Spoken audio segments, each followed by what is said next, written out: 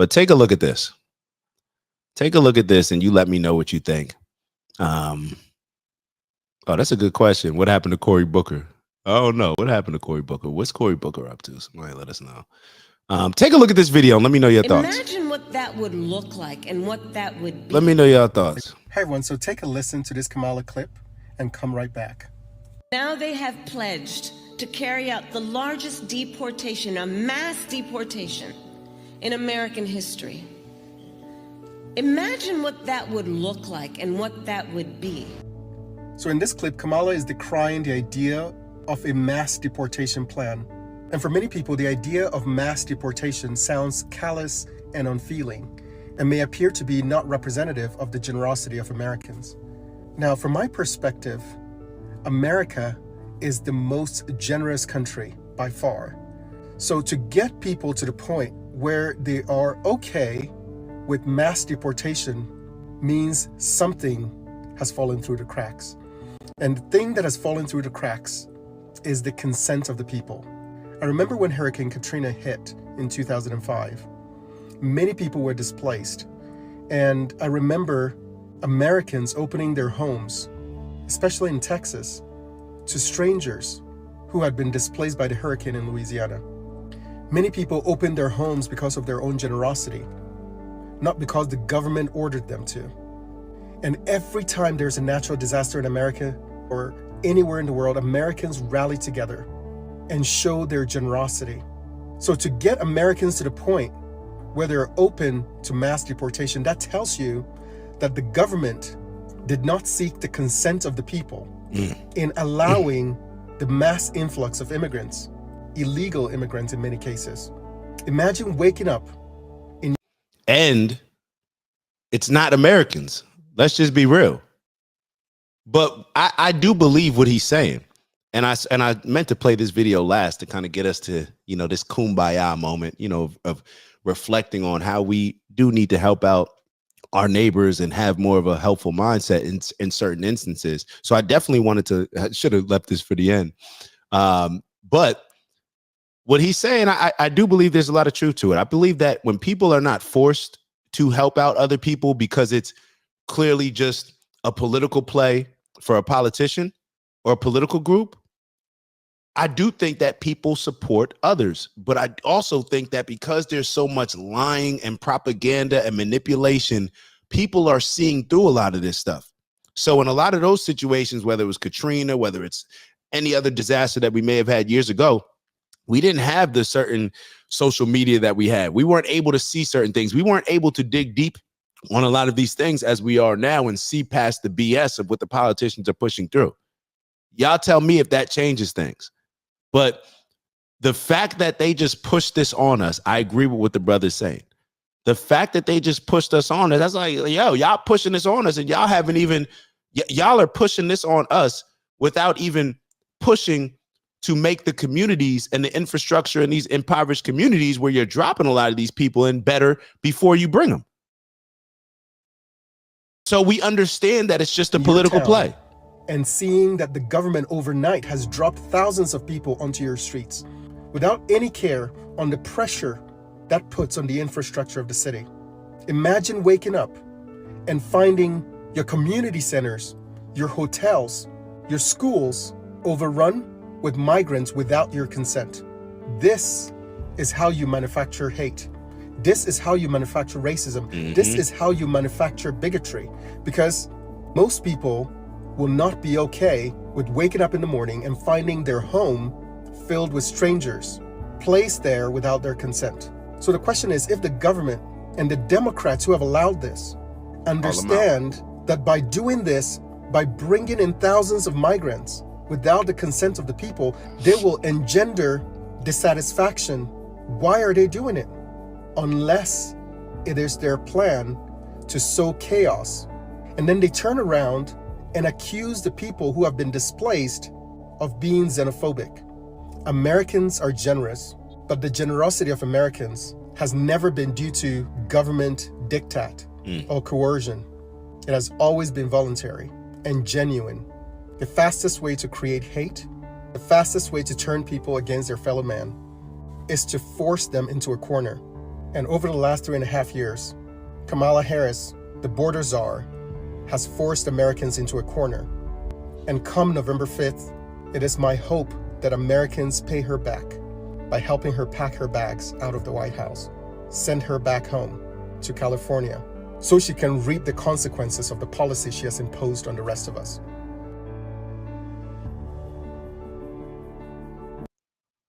Sheesh. Okay, brother. We should have finished up the show on that note. But we shall not. We shall not. And when we think about this issue, what's funny is, and Ant wrote, it's easier to be generous when our economy isn't killing us first. And Ant had a hot take of America's letting in migrants to replace the disappearing working class and giving them a lot to nurture a false patriotism in the face of a possible war. Yeah. And from a simple standpoint, I heard that in 5 years or something, like they're going to have a lot of these people that came in here, they're going to grant them citizenship. So, or grant them whatever they need to be able to vote. So we'll see. I guess I'll have to look into that. But when it comes to forcing people, when we talk about forcing people, this gentleman, he hit on something that I wasn't even going to make a connection. Now I'm glad that I played that video before the next video that I'm playing, because when we look at our society, there's been a lot of things that have been forced on us. Forced on us. Matter of fact, even when I was with it, Black Lives Matter, what ended up happening? We tried to force that on certain people. And then it created a certain level of hate within people who didn't even maybe have that hate before, because we're forcing it on you. Rather than the government coming out and just making certain, like the government didn't do a good job of policing that. It's like, think about what the government has done. It's the same thing with Israel and Palestine. It's like, yo, well, we'll tell the Palestinians we're with them and we're supporting them. We'll send them food, but then we're going to send Israel. We're going to make sure we send them some weapons so they can do. It's like, wait, there's a contradiction here. I'm not really following this. And it's the same thing that has happened in other areas. In other areas, and what does it do? It ends up causing the same level of chaos and hate. And oh man, I kind of lost my train of thought. I was going to talk about Israel and Palestine. Okay, well, let me go to the next point, and then maybe I'll circle back on that one. Y'all know my mind is all over the place. But when we look at what they did with Israel and Palestine, it's like they constantly add fuel to fires and force us in certain situations, but try to act as if they're not involved. Look at what the LGBTQ community, forcing that stuff on us to the point where it's like, hold up, bro. Like, y'all really trying to force this on us? Nah, like, I'm not with that. Like, you're forcing it on. It's too aggressive. It's everywhere. It's more aggressive than the actual people that I know that are LGBTQ. Like, the agenda is way more aggressive than the actual people are pushing it. It's like, who's benefiting from this? But that's what they do. So what was I going to say? I was going to connect Israel and Palestine. I was saying how they sit back and it's like they just stoke the fire. There was a couple other instances that I say, but it's like the little kids at school. It's like at lunchtime when it's like people want to see other people fight. So it's like, yo, that person says, or you hit me and then I'll hit them. And then they like, come on, bro. Like, they are just trying, like, I don't know. Maybe I don't see it. Maybe I'm not seeing it correctly. Maybe I'm reading into it too much, whatever. But take a look at this. Take a look at this. Is this it? Hold on. I want y'all to take a look at this and let me know what y'all think.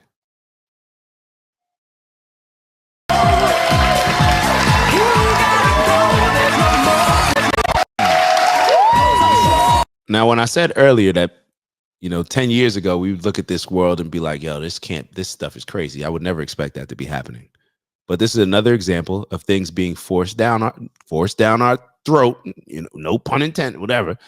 It just is what it is. Pause, all that. Yeah. Because Ant's here. Look at Michael Strahan's face. And I probably just caught him at the wrong time, but look at Michael Strahan's face and then look at where we're getting ready to play. And I want to ask y'all, as y'all are watching this video, do you think Michael Strahan's cool with this? Do you think this aligns with his morals? I don't know I don't know. I'm just asking. Maybe it does. But do you think it does? Or do you think he's now forced to sit back on this ABC platform? And if he wants to make the amount of money that he's making, then he's got to be acceptable of this at the very least, and maybe even push it and promote it as well. So let's take a look.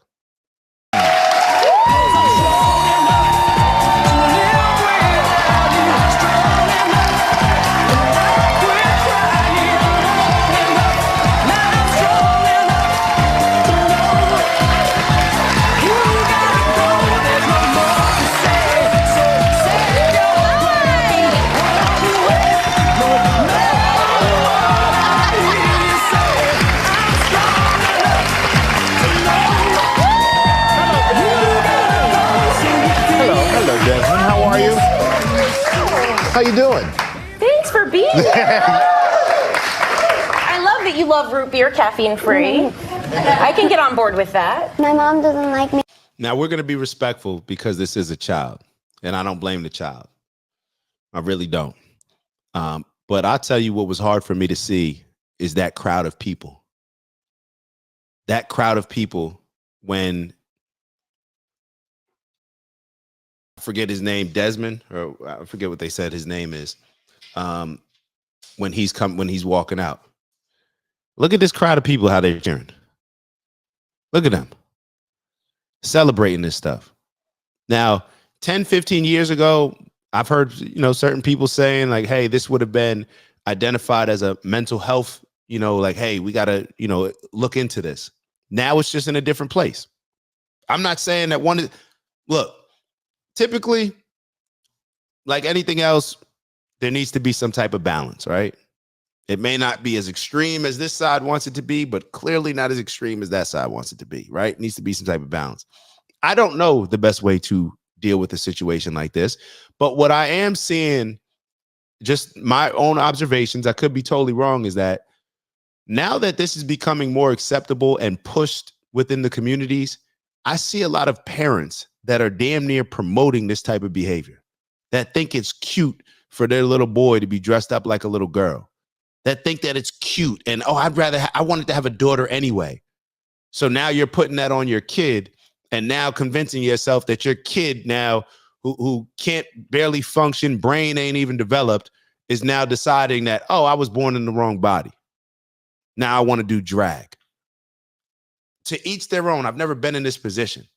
Like I said, there should be some type of balance, but when things are just promoted like this, it just makes me say, is that the right thing for this young man, this young kid? Like, is that, I don't know. I don't know. What are y'all thoughts? But then fast forwarding, I haven't heard the conversation. So I haven't heard this. So I'm getting ready to listen to this for the first time with y'all. Thanks for being here. I love that you love root beer, caffeine free. I can get on board with that. My mom doesn't like me drinking caffeine. Does it make you hyper? Yeah, me too. They don't like when I drink caffeine either. But Desmond, you're one of the youngest and first drag queen/kids. And I've heard that you've gotten messages from young adults who look up to you for being who you are. What are some of the notes you've gotten? Some of the notes I've gotten are like that you.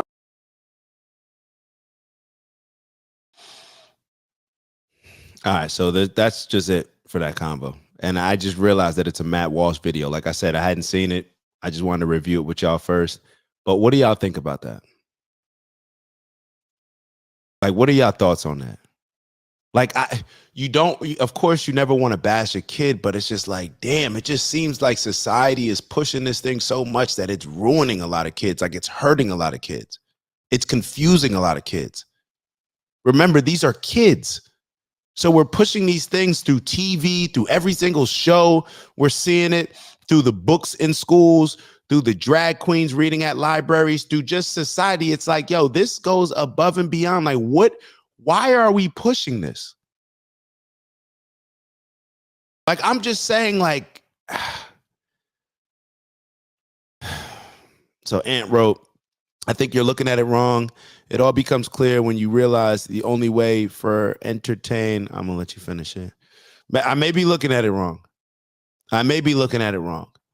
But I'm just sitting back and I'm more just presenting it. I don't even want to give an opinion on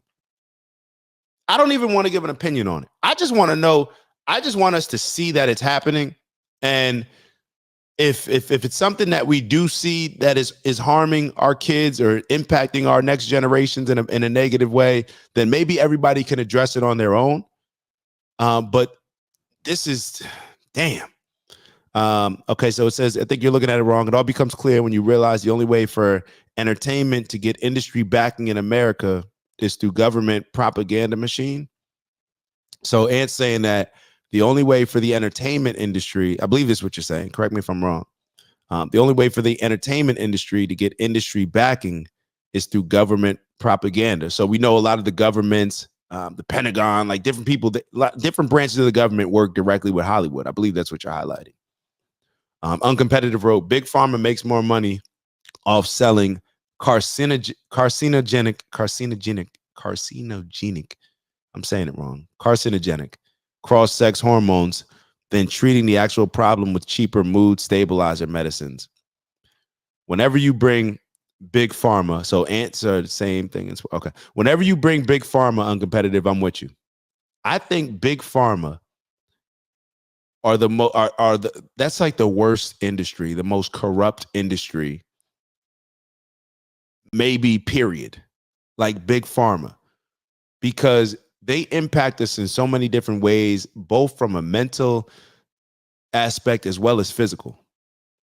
Like they are destroying us between the food that we consume and between the drugs that we need to consume based on the food being so terrible and causing all these diseases. The drugs are just as bad and they do not heal us. They just keep us reliant upon the drugs. So therefore, Big Pharma can what? Profit as much as possible. Maybe, and do I need to say allegedly? Allegedly? Okay, allegedly, that's the case. Maybe I'm wrong. Maybe I'm wrong. Maybe I don't have a way to prove that. I feel like I do. I feel like that's proven, but neither here nor there.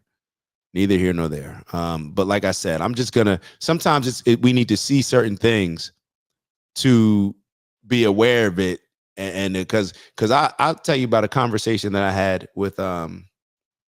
I'll give you an example. I had a conversation with one of the doctors that I was telling you about. Remember, I said I was on the phone with literally for 5 hours with a doctor talking about politics, and most of the conversation was about abortion. So this is a female surgeon, probably early 40s. And we were talking about abortion, and she kept saying something that I just didn't understand. And she was like, it's not terminating the baby, it's having an abortion. And I was like, wait, what?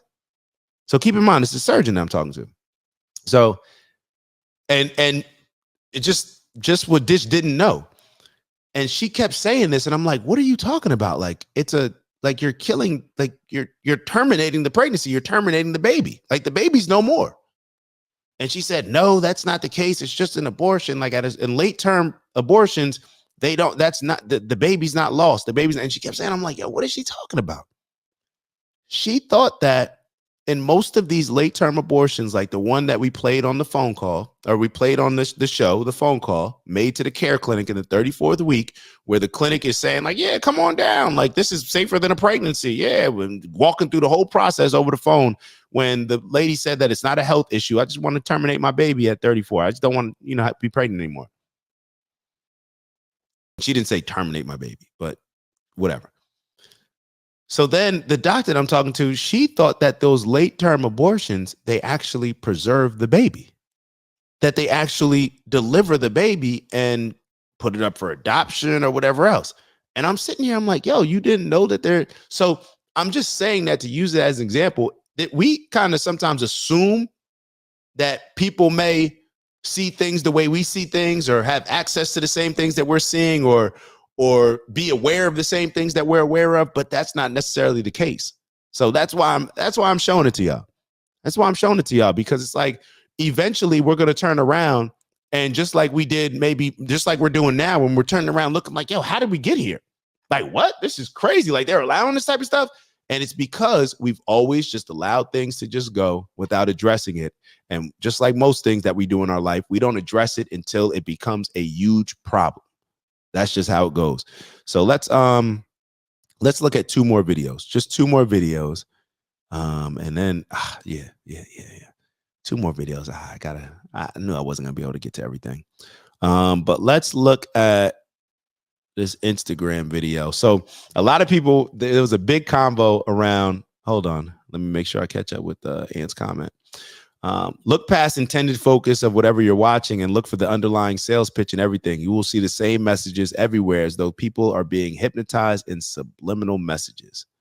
And see, I get it. I'm 100% with you, Ant. I'm 100% with you. I want y'all to take a look at this. Take a look at this. So a lot of people were talking about Janet Jackson. Ew, it's Dak. Just want to thank you for checking out our video and visiting the OG Network. If you enjoyed the video, please make sure that you give us a like. And if you're looking to join a community of inspired individuals striving for purposeful abundance, subscribe. And if you're feeling real generous, share the video with some friends and family. All right, I'll see y'all soon. Ew.